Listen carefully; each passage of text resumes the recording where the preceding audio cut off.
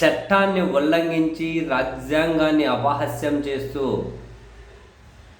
వస్తున్నటువంటి ఏ ఒక్కరిని కూడా వ్యవస్థలో ఉన్న వాళ్ళను వదిలిపెట్టం, అందరినీ చట్టం ముందు నిలబెడతాము అని పదే పదే చెబుతూ వస్తున్నటువంటి మాజీ ముఖ్యమంత్రి వైసీపీ అధినేత వైఎస్ జగన్మోహన్ రెడ్డి గారి వ్యాఖ్యలు త్వరలో నిజం కాబోతూ ఉన్నట్లున్నాయి.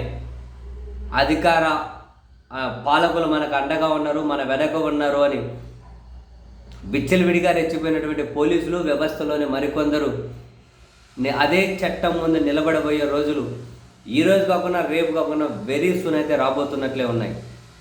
ఎప్పుడైతే ఆంధ్రప్రదేశ్ హైకోర్టు అరెస్టులు, రిమాండ్ల విషయంలో సుప్రీంకోర్టు మార్గదర్శకాలను ఉల్లంఘిస్తున్నారు అని చెప్పి ఆర్నేష్ కుమార్ అని ఇమ్రాన్ ప్రతాప్ ఈ 2 కేసులు సుప్రీంకోర్టు మార్గదర్శకాలను అసలు పాటించడం లేదు అని ప్రత్యేక సర్క్యులర్ జారీ చేసిన తర్వాత మరి అప్పటి ఇటువంటి పాటించారా లేదా, పోలీసులు మార్గదర్శకాలు సుప్రీంకోర్టు పాటించారా లేదా అనేది ఖచ్చితంగా పరిశీలించాలి అని హైకోర్టు సర్క్యులర్ ఇచ్చిన తర్వాత ఇప్పటి వరకు ఇలా పోలీసులు విచ్చలవిడిగా ప్రవర్తించారు, ఎందుకు ప్రవర్తించాల్సి వచ్చిందో, మెజిస్ట్రేట్లు ఎందుకు రిమాండ్ విధించాల్సి వచ్చిందో, దీనన్నిటి మీద విచారణ జరగాలి అనే డిమాండ్లు బలంగా వినిపిస్తూ ఉన్నాయి.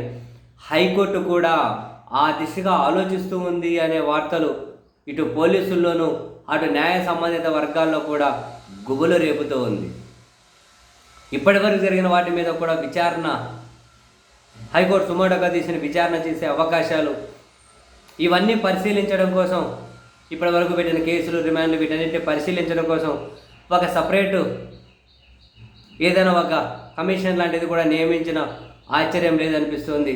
సో హైకోర్టు తదుపరి అడుగులను చూసిన తర్వాత వైఎస్ఆర్ కాంగ్రెస్ పార్టీ ఇదే అంశం మీద హైకోర్టులో ఒక పిటిషన్ వేసే దిశగా కూడా ఆలోచిస్తూ ఉన్నట్లుంది. అవసరమైతే సుప్రీంకోర్టుకు కూడా వెళ్ళి ఇప్పటి వరకు జరిగిన అన్ని పరిణామాలను వాళ్ళ ముందుంచి దీని మీద ఒక ప్రత్యేక విచారణ కూడా చేయించే ఆలోచన. సో అదే జరిగితే పోలీసులు పీకల్లోతు కష్టాల్లో కూరుకుపోయినట్లే అడ్డగోలుగా రిమాండ్స్ విధించిన వాళ్ళు కూడా డెఫినెట్లీ కష్టాల్లో పడ్డట్లే. ఎప్పుడైతే శృతి మించిపోతున్నాయి అక్రమ అరెస్టులు, రిమాండ్లు అని చివరికి హైకోర్టే ఒక ప్రత్యేక సర్క్యులర్ జారీ చేసిన తర్వాత ఈ అంశం జాతీయ వ్యాప్తంగా కూడా చర్చకు వచ్చింది. అనవసర అరెస్టులు, అనవసర రిమాండ్లు, కక్షపూరితంగా పౌరుల హక్కును, స్వేచ్ఛను హరించి వేయడం, వీటన్నిటి మీద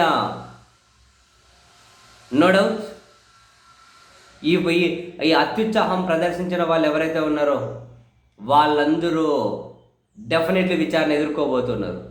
అది హైకోర్టు పర్యవేక్షణలో ఎదుర్కోబోతూ ఉన్నారా, లేకపోతే మరొకట ఏ విధంగా ఎదుర్కోబోతున్నారు అన్నదాని చుట్టే చర్చ జరుగుతూ ఉంది. బట్ వీళ్ళైతే తప్పించుకోలేరు, ఖచ్చితంగా విచారణ పరిధిలోకి అయితే రాబోతూ ఉన్నారు. ఇదైతే ముమ్మాటికి నిజం.